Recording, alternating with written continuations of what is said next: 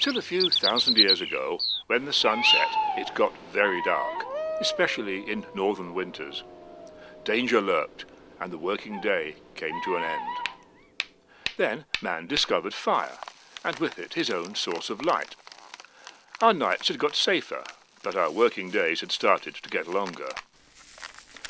A fire is not a very efficient way of turning the energy in the wood into light, however. Less than 1/100% of it actually turns into visible light. But it was a start. For a portable light, people used pine knots, made by burning the ends of resin-rich pine branches. These were the classic torches seen in many a historical movie. He could carry them around, and he could take them into his caves, perhaps creating the first art. The next development was the oil-burning lamp. Most used a wick, along with vegetable oil, in a pottery or metal container. They carried on burning for much longer, giving a steadier light. In the 17th century, whale oil started to be used for lighting, and during the 1830s well over 10 million gallons were extracted. Whale oil burned more cleanly, and the better varieties gave a much less smelly flame. It came at a cost, however, and not just to the whales, as the top-quality oil could fetch over $100 a gallon at today's prices. More than 1 million whales were slaughtered for their oil between the 16th and 20th centuries. In more northern latitudes, when vegetable oil was still hard to come by, our ancestors used candles. Originally, these were made by repeatedly dipping a wick into animal fat or tallow. Smelly and still rather expensive, they were portable and gave a reasonable amount of light. For the less wealthy households, there was the rushlight, a sort of poor man's candle, made by stripping the spongy pith out of rushes and saturating it with animal fat. A well-made rushlight could burn for almost an hour, and its illumination, although dim by today's standards, was most welcome by those who could afford it.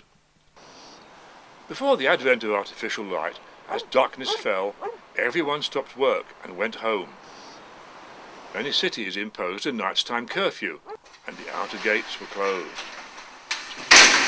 In medieval Leicester, anyone caught in the streets after dark without a light faced imprisonment. Public street lighting remained very rare, though. By the late 1600s, many large cities required householders to hang a lamp outside their house, or place a candle in a window facing the street, for a few hours after sunset.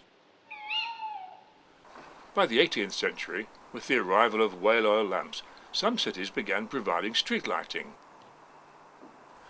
Working days for the urban citizen started to become much longer.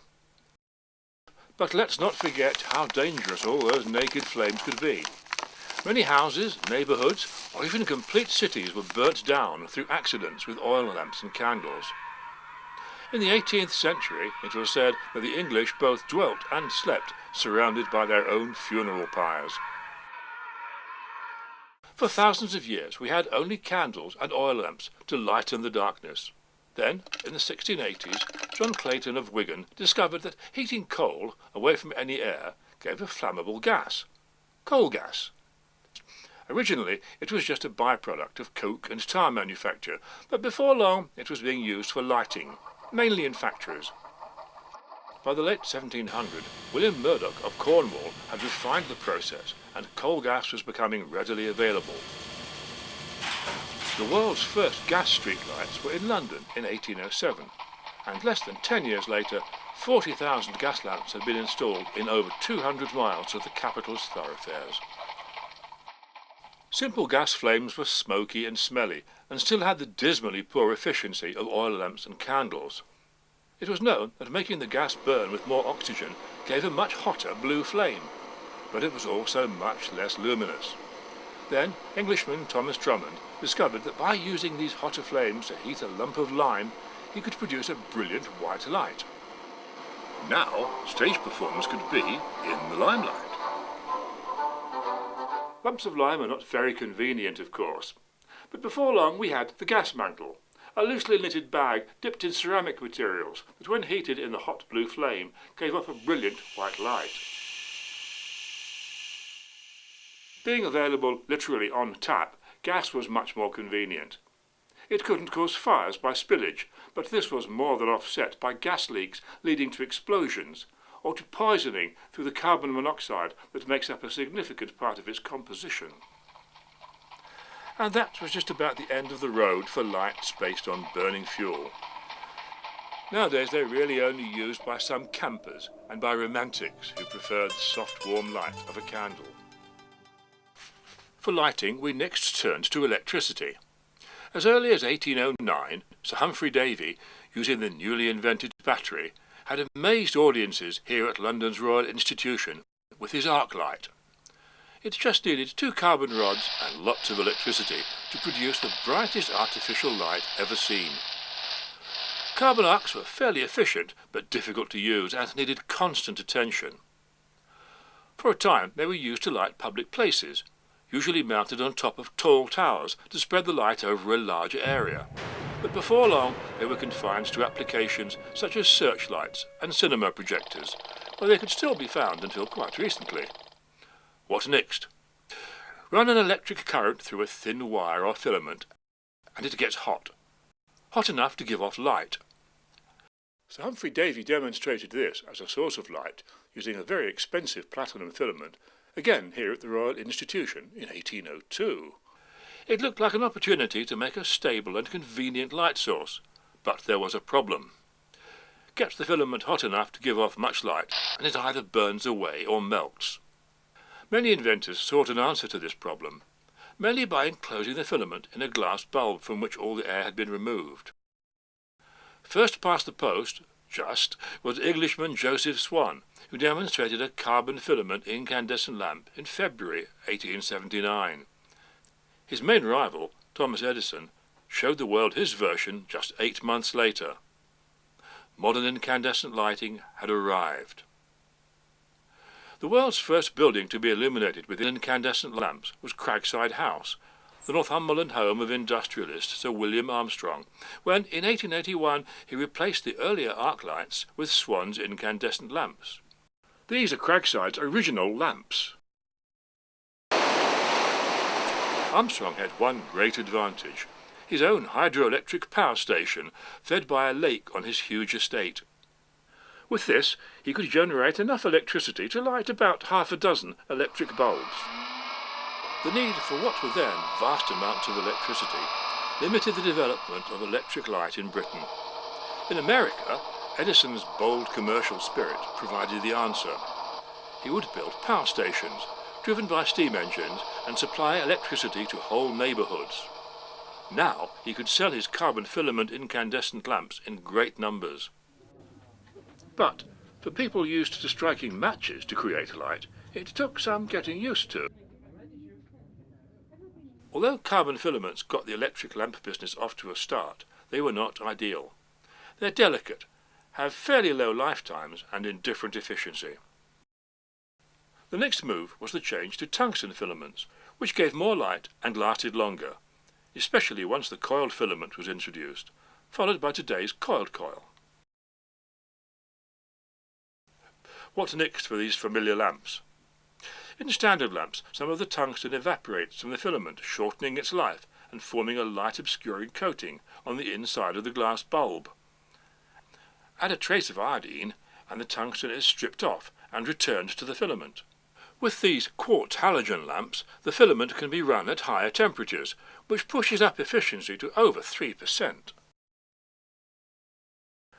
Now, 3% doesn't sound all that good. Most of the electricity ends up as waste heat. We needed some way of turning more of it into useful light. For applications such as street lighting, there are several types of discharge lamp. These work by passing an electric arc through a tube containing no air, but with a small amount of gas or vaporized metal.